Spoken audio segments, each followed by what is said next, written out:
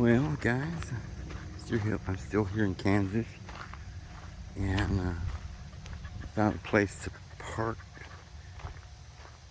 down in the area where it's kind of under a tree and shady, and let the dogs out and stuff and take a walk here. It looks like one of those places, you know, you can take a walk, and I'll show you what this looks like just out here in the middle of Kansas, you know, not anything special, just some place out in the field somewhere. Hope you guys are having a wonderful day where you guys are. Boy, it's a hot one. It's up in the 90s. It was 97 the other day. Oh my goodness, look at that one.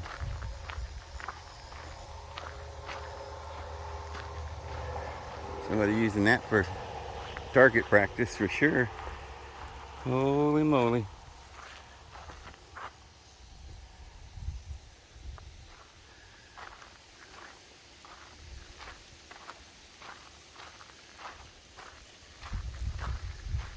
I love these cottonwoods.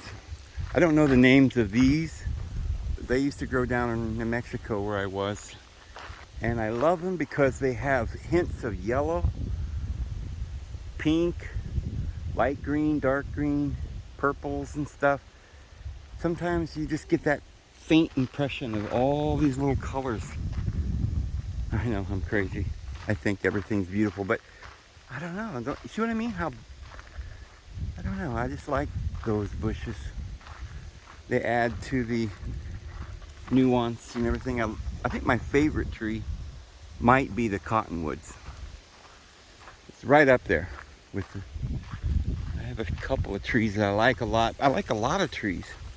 These are trees, again, I forgot the name of that, but they grow down there in Oklahoma and all around. Even New Mexico has a few of those.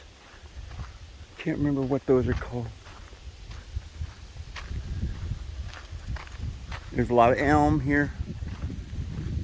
Well, yeah, there is quite a bit of cottonwood, which makes it nice for me because I love cottonwood. They just kind of remind me of aspens. I love aspens too. But cottonwoods are big, big trees. If you get them growing where there's some water, man, they're big. They can get quite large. They grow big and fast. Poplars are one of the fastest growing species. It's almost like a fruit tree or something.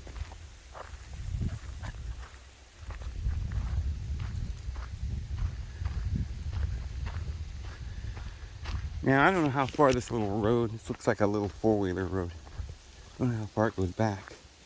But I see on my Google Maps that if you walk about a mile this direction, there's some ponds or some marshes or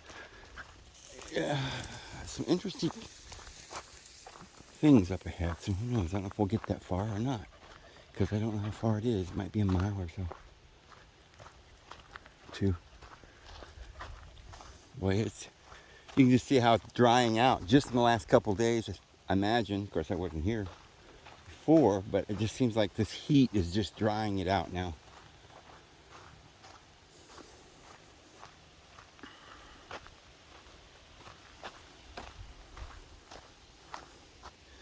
Those trees are always dying. I don't know what. I guess they get water and they grow real big, and then all of a sudden they don't get enough water and they just die. I noticed that parts of Kansas, there are a lot of trees that just sticking up everywhere that are dead. And they're not, it's universal. They're just dying on their own. I guess they're the type of tree that just kind of grows and then dies for a few years, and then they come back for a few wet years, I guess, or something. Isn't that pretty? Gorgeous. And these junipers that grow wild, mixed in. Oh, I love it. That's the beauty of Kansas right there. It's just, you'll find this kind of look a lot of different places. But this particular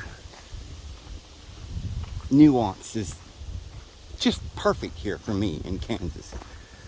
when you get back in here, and you know, you can walk through the forest. It's a little grassy on a, I think it's been a wet year, but it's not a jungle with raspberry bushes strangling you and trying, you couldn't, you know, some places in Oklahoma you couldn't even get, couldn't walk. Of course the ticks were so bad you couldn't live in that state, but I haven't seen any ticks here.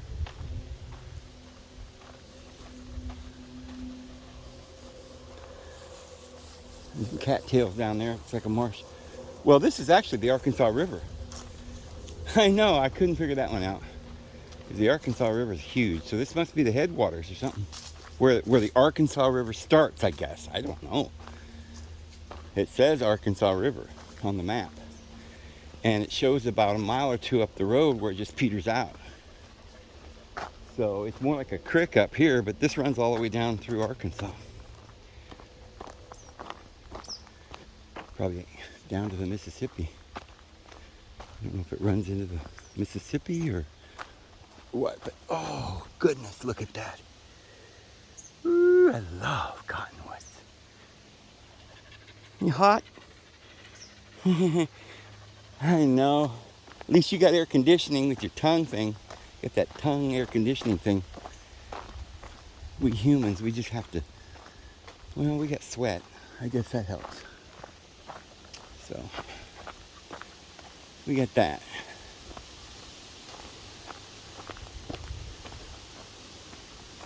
Is that water hot? That wasn't even what you expected, huh? He's trying to find some water, and it's probably like 80 to 90 degree water. It's just like a park. Everywhere you go into the wild around here.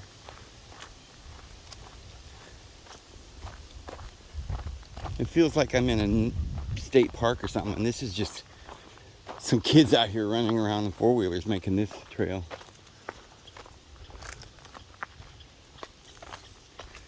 There's a lot, actually. When I was younger, I used to think of Kansas as just fields, flat fields, no trees, just corn. And there is a lot of cornfields, but there's a lot of forest. There's a lot of trees in Kansas. It really is. It's not just fields. And boy, the juniper berries are sure doing well this year. Oh, howdy. Oh, I'm just fascinated with this particular look. I don't know. Maybe other people would say, whatever.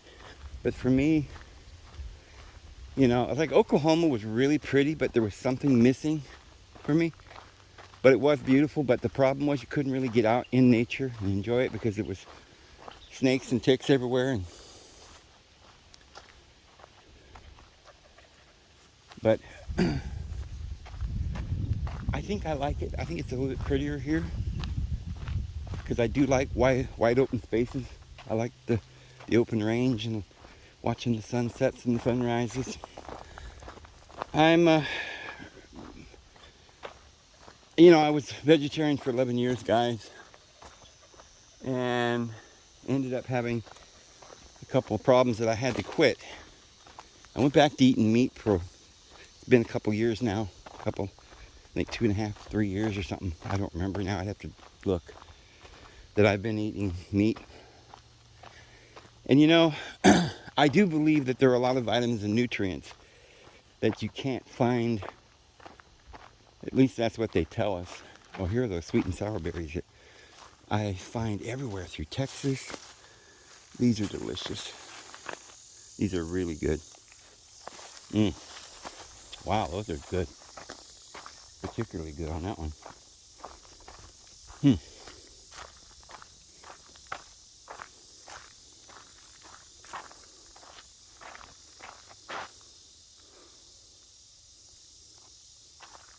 But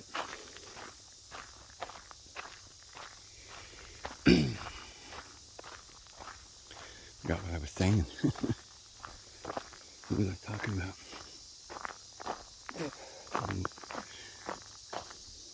Talking about the most important subjects, and all of a sudden I see a berry or a flower, and I'm like, oh, look at a berry. And then I forget what I'm saying. So I was vegetarian. I was a fruitarian for a while. Then I kind of went more vegetarian. And I'll tell you, it was good. I felt really good. And of course, you don't gain weight much and stuff. It's good, you know, it's good because it's a good diet in the sense that, ooh, look at that.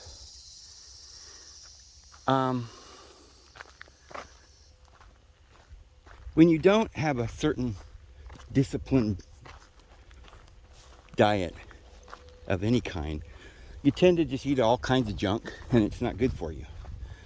Regardless of whether you eat meat or you don't eat meat, and if you don't watch what you eat otherwise, you're going to have bad poisons, and there's so many, all the food's poison. If you go to, you know, if you just had a diet where you just said, look, I'm just going to eat only food that I prepare myself or raw, you would definitely do 1,000 times better than most people. Because the biggest problem is the pesticides and the heavy metals and all the poisons that they put in the foods, in the cans and the box foods and takeout foods and stuff. And preservatives are just gonna kill you. And it's not a small problem. It's huge. And I can tell you that firsthand. I'm not just saying that because I read it in a book, but I know beyond a doubt it affects my health immediately. Once I became a fruitarian for a while and then a vegetarian, it made me very sensitive to any kind of poison. I learned how my body reacts to things, and I realized that when I eat sugar, it's terrible. My back hurts again. All of a sudden, arthritis shows up, and I'm tired, and then I'm always hungry. Once you start eating white flour, pastas, sugars, now you're always hungry because those foods are addicting. If you get off of all poisons, and you get to a place where your body doesn't eat poisons at all of any kind, only food goes into your mouth, then you don't crave food. You hardly want to eat. You only eat because your body says, look, you need nourishment. You don't eat just for pleasure because you got over that addiction to the sugar, to the flour, to those preservatives, to those. That's one of the reasons why they put some stuff in the McDonald's foods, Taco Bell, those kinds of places. They're not so much preservatives, they're putting chemicals that make you addicted. Literally. That's why when Coke was originally put forward, it literally had cocaine in it so that it would addict you. And this is how they've operated for years. Cigarette, Coca-Cola. They're the same people that own the other companies. Campbell's Soup is owned by Marlboro, I believe. Something like that. So, you know, these companies aren't there to nourish you. They're there to make money, and they have to have, just like any drug dealer, they have to have reoccurring sales. And so they'll get you addicted. Sometimes they'll give you one for free, and then you're addicted, and then you have to come back, and then they raise the price and all of that. And then after a while, they can spike it and kill you. You know, it's like, why? Why would they do that? I don't know. Whatever makes them money, you start getting cocky and acting like you know what you're doing, and all of a sudden they don't want you around anymore. So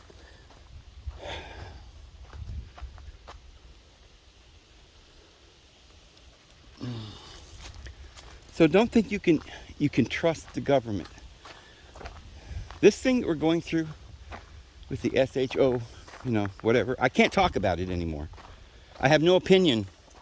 I can't voice any kind of opinion on that or anything else, because even though they're less stringent at the very moment, they just took me down for a 7-day period for exposing, you know, the elite.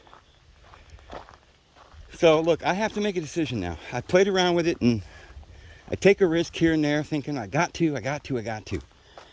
But I've decided that the only way I'm going to be able to stay on here, because I'm seeing that they're coming out and they're just saying it, you know, unless something changes, which I don't think the devil's going to change his mind. But they're saying they're going to make masks mandatory.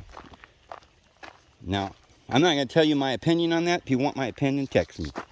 Ooh, what was that? Text me, phone me, and I'll tell you my opinion. But I can't put my opinions about any of this stuff on here now. Because there are things, raccoon, like a monkey paws, they got little thumbs, little hands. I don't know why they call one thing a species of this kind or that kind. And, you know, this is a marsupial and this is the gorilla family or whatever. I don't know. To me, I think that would be strange if there were monkeys in other countries, but nothing at all related to a monkey in our country. I do know there are ringtail cats, that's what they call them, in California, that really have little hands like monkeys, long tails. They're just monkeys. There's even a ringtail monkey, but they call these ringtail cats in California, and to me, they're just little monkeys. So I think we do, and I think these raccoons are related to monkeys. But got off the subject again, so I won't be able to say much about those kinds of things. We're going to stick to what I can talk about. That way, at least I'm here. And, you know, any of my subs want to know what I think about any of these other stuff. I'm not even going to talk about politics anymore. I'll just tell you one last final time. I'm not following politics anymore. I'm sick of it. I know that Fox News is completely sold out. And I sit there and listening to Tucker Carlson just a little bit ago. And I was thinking, man, yeah, he almost said the truth. Almost did it. I was proud of him. And then I realized, well, it's just not good enough. Because it's like saying, oh, so you want to come and murder my mother, huh? Well, let's talk about it, all right? Now, I don't think it's right that you should come in here and murder my family. Yeah, I think that's probably disingenuous of you, and I don't think it's constitutional. And, you know, just like argue it out. I'll tell you what, you talk about murdering anybody in my family, and you're not going to be on this earth much longer. I'm not playing around. I'm not going to debate whether it's okay to murder your baby. Not with me.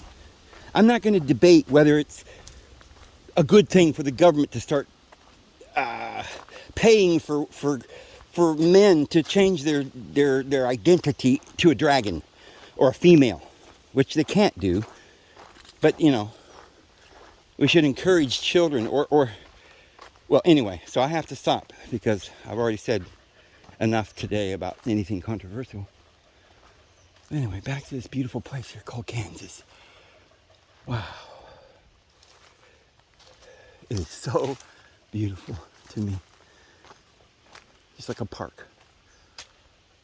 Just like a park.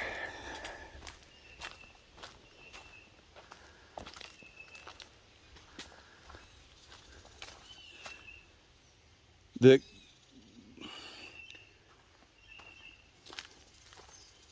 junipers, the combination of the junipers and the big cottonwoods and the other kind of different fauna just is awesome to me. Now, what is that? Is that grapes? I believe that's grapes. You see them? They're not ripe yet. Oh man, howdy, I love that. I wish they were ripe. I'd eat me some grapes. Just growing out in the wild. Now, see, it's kind of the same thing. It's a lot of similarities. We're not that far from Oklahoma, Arkansas. So it still has the grapes. Just not quite as wet here. It's a little drier, which I like. But not too dry. It's not a desert.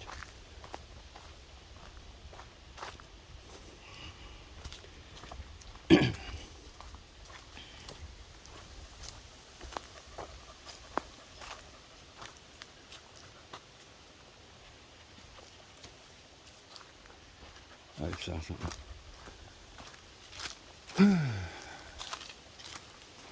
So I'm going to be moving. I'm still not ready to tell you why. Not that I'm not ready. It's just that would be a whole video, and Can't do it in this one. This is a different thing. We're just on a little walk today. So I will get back on one of my upcoming videos about why I'm making the move. But I think I'm going to be doing some things differently. I'm not going to be watching the news. I'm not going to be talking about the news, and I'm not going to be talking about the SHOT or anything else, because it's now to the point where if you don't know if you don't have an opinion, you're never going to. So we'll talk about other things that I can legally talk about. But one of the other things I'm going to start doing is I'm going to go back to a different diet again. Because even though I believe that there's things in animals, that vitamins and nutrients that we need, there's another advantage to restricting your diet to just very simple things like fruit. And that is that you can detox. Now, I think a person needs milk, cheese, cottage cheese, yogurt. I think that's a good thing to have in your diet. So I'm going to continue to eat eggs and cheese and stuff. But I really haven't figured out my diet or what it's going to be. I've been, I was a fruitarian, and I may go back to that. Just because it might be better to detox and get rid of all the poisons and things that I've put in my body for the last 3 years. Thinking, oh goody, I'm not a vegetarian, so I can go to McDonald's. And yeah, I did. And, it's not good. It doesn't make me feel better to eat all this garbage. So, raw food is the thing, for sure. And fruit is good, but should say nuts and fruit. What I consider fruit is anything grows on a tree or a vine. So nuts grow on a tree, beans grow on a vine, anything that grows on a vegetation, but just not the leaves and the roots. That's what I consider vegetarian. But I'm thinking about becoming a breatharian. Now, I know you guys might think this is crazy when you first hear this, and I'm not going to be able to really discuss it too much in this video because we don't have enough time, but I will make a video on it here down the road. Whether or not I go ahead and go all out and do it, but myself. But it's really more about not what you eat in the breatharian way. Because the whole point is not to eat anything except for what you absolutely must eat to receive any kind of nourishment. You do not ever eat for pleasure as a breatharian. Now, if you never ate anything, theoretically you die.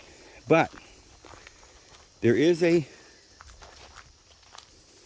school of thought that says that if we become more spiritual, we don't need to eat physical food.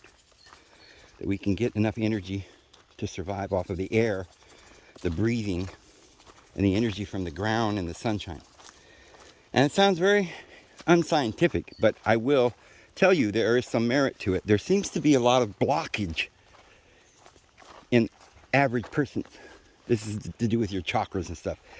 And all this negative energy that's in us is what's making us die. Because that negative means that you're kind of shorting out, and the energy's not flowing through you. You're not able to heal. You're not able to feel at peace, mentally or physically. And so a person needs to get out of the stressful living. That's the main thing. It's not just about food. It's about absolutely you must not have any stress in your life. Simple. You should never own anything.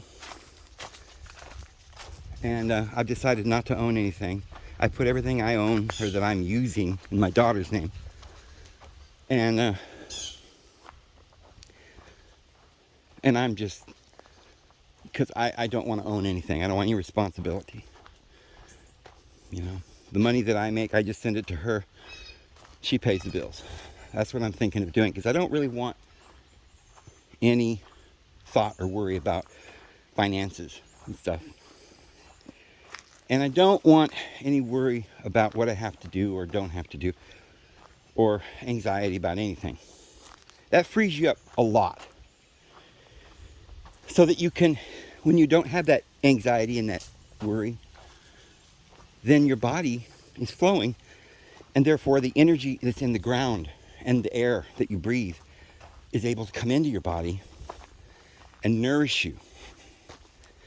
Now remember, there's no physical world. It's all, the physical is just the manifestation of our thoughts. So theoretically, you could nourish your body by thought, by positive thinking. I think that's probably about all the further we'll go to explain it today.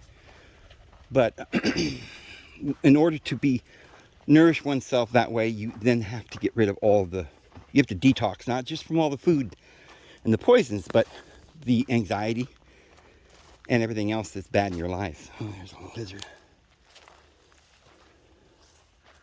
A little lizard.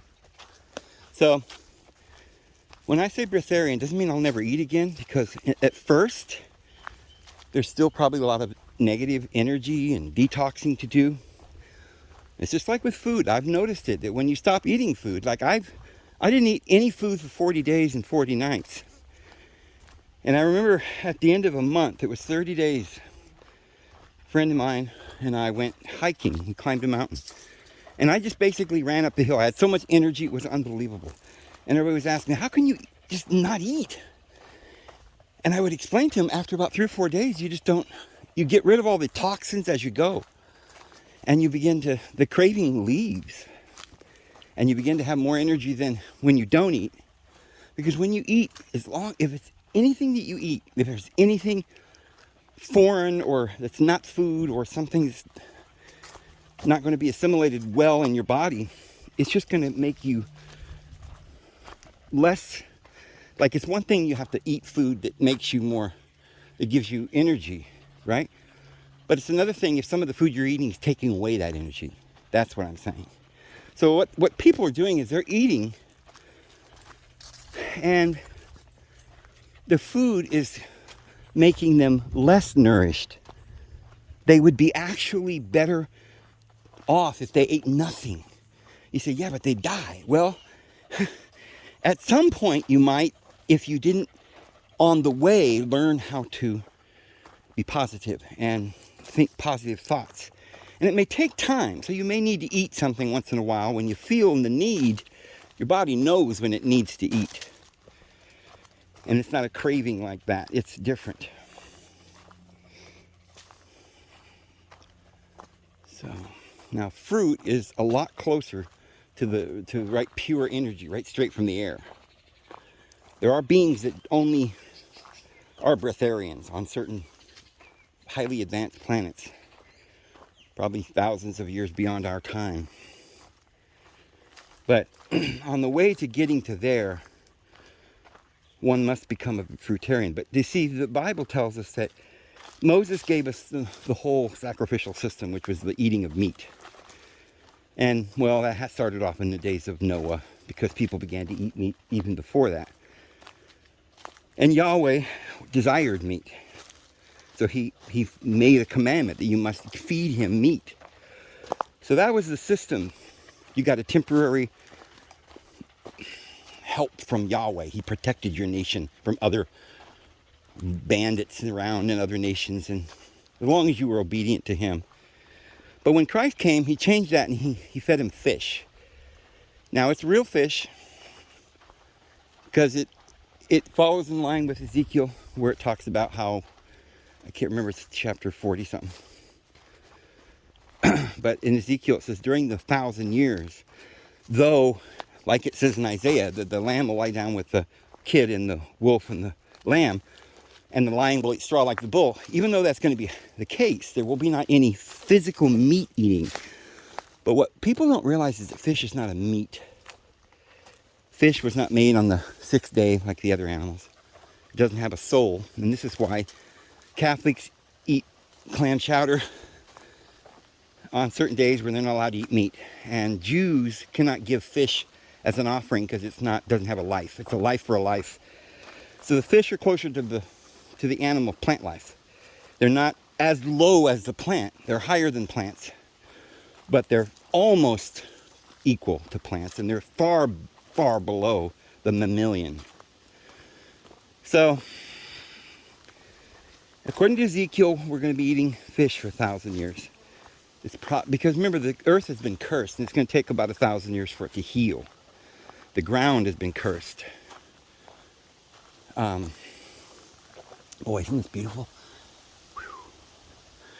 The ground itself, Yahweh cursed it, and he cursed all the animals and the nature of everything, and said thorns and thistles it will grow. It will not even produce enough food value. So there's nothing you can do. That's why people had to eat meat. They were hard workers, they were slaves, they were working in mines and mills, and they couldn't just live on fruit. A lot of people today living on fruit, they don't realize they don't need to eat much because they're not working. They don't work hard. They're not slaves. They lay around in bed.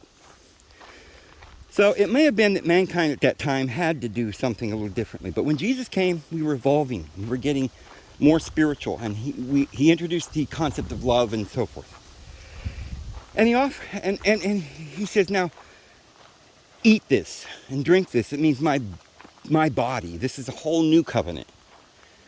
And then he always gave them fish. 2 fish and 5 loaves.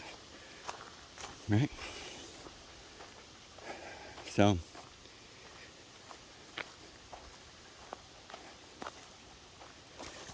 he kind of introduced the idea that Christians should be eating fish. That's kind of the diet that he ate, and we should probably follow his example. Fish and bread, and wine, fruit, and nuts and things. The other disciples, we're told, ate a lot of nuts and fruits. Some of them never ate any meat. And a lot of the early Christians were vegetarian or something of that sort. Breatharian or something. James ate just seeds and nuts and so forth. But the Apostle Paul said it's not something that at this time Christians should not be arguing about that. And it's perfectly okay to eat meat. Jesus fed us fish, and so it's not meat, but we should eat that. And if you choose to eat meat, you can. And the reason why is because it's not a law. God loves everybody. You're not doing something wrong if you're behind in the class.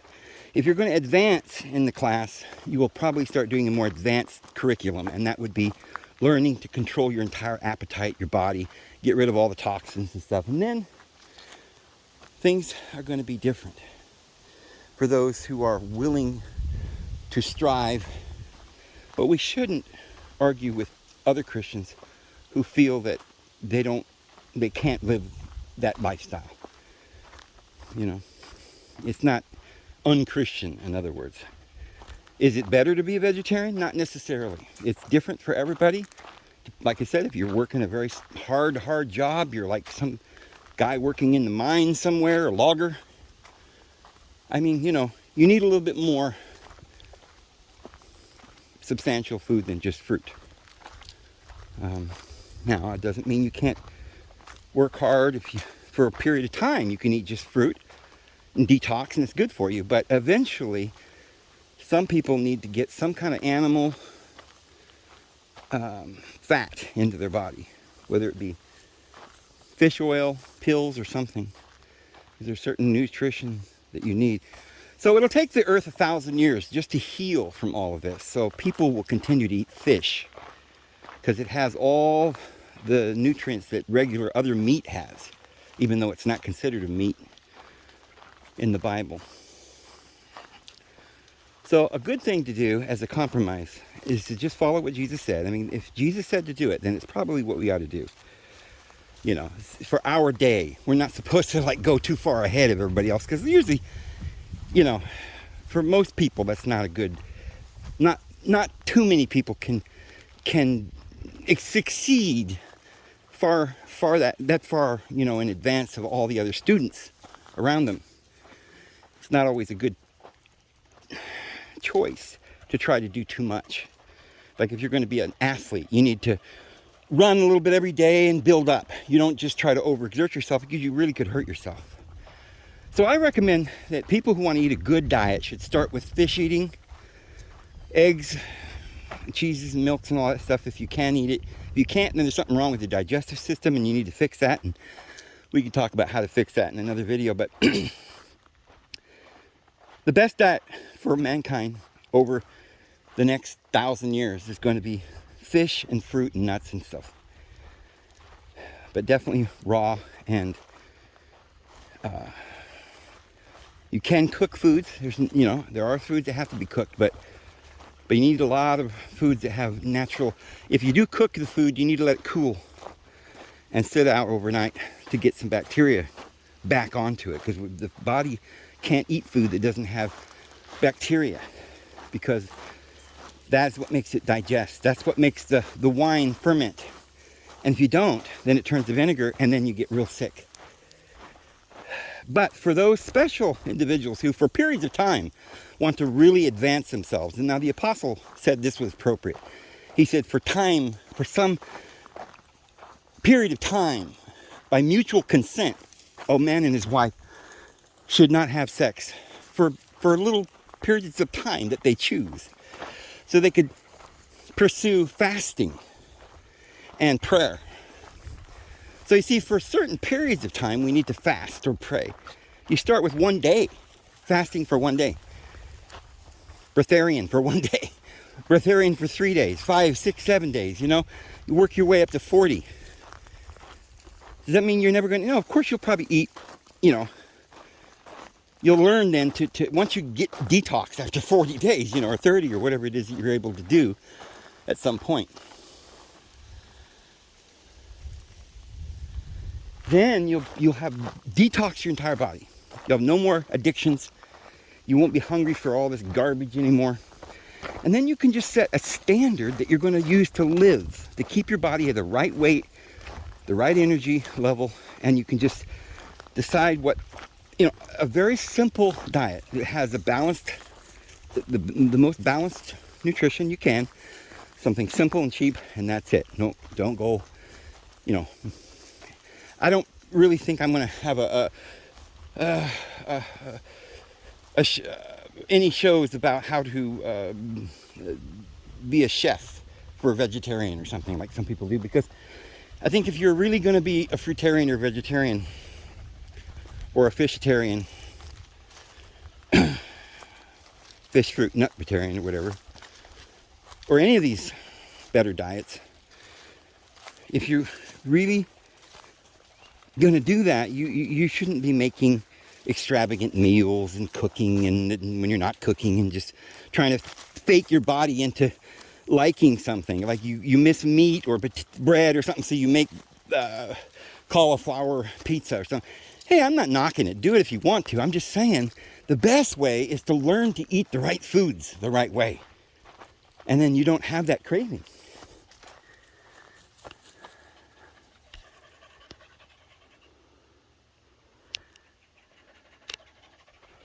I was checking what the time was. I couldn't find it. Well, it is hot.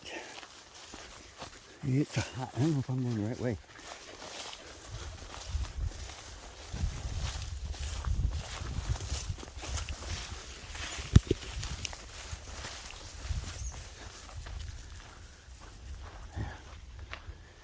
So, I mean, that's just, doesn't mean that there's any absolute right way. It just means balance and sincerity and knowledge. You got to have the truth. If you're basing everything on some lies, you'll end up making mistakes that way too. But if you know the truth, then just do that the best you can. Work up to it. You can't do it right away. Make progress towards it. But especially when you get older, your body starts getting very sensitive to all kinds of things. You start eating sugar or preservatives or whatever like that, and you feel it. And I see people all the time walking around hunched over and look like they're dying, and they're like young, 50 years old. And they believe that somehow it's just genetic, or they caught it, it's a virus or something. It's not true. It's your lifestyle. It's what you're eating. You have an immune system. If your immune system is working, you don't get sick, period. Period. There's no spooky little VIR whatever running around.